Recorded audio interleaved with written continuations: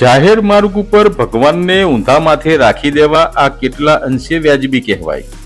આ સવાલ એટલા માટે ઊભો થઈ રહ્યો છે કે પાટણ શહેરના અંબિકા શાક માર્કેટ પાસે ભગવાન શ્રી રામના ફોટાવાળું એક વિશાળ પોસ્ટર ઊંધા માથે અને એ પણ જાહેર માર્ગ ઉપર મૂકવામાં આવ્યું છે. નવાઈની વાત તો એ છે કે અંબિકા શાક માર્કેટની બાજુમાં જ ભગવાન શ્રી રામનું ભવ્ય મંદિર આવેલું છે. અનેક રામ ભક્તો આ માર્ગ ઉપર પસાર થઈને ભગવાન રામના મંદિરે દર્શન આવતા હોય છે.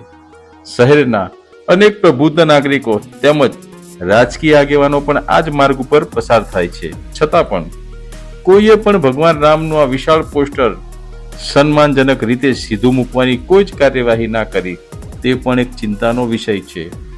સવાલ એ પણ છે કે આ કોઈની ભૂલ છે કે જાણી જોઈને કરેલું કૃત્ય?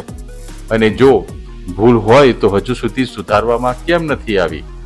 પાટણમાં ભગવાનને જ આ રીતે જાહેરમાં ઊંધા માથે મૂકવામાં આવ્યા છે તો જવાબદાર કોણ તે પણ હવે શોધવું રહ્યું.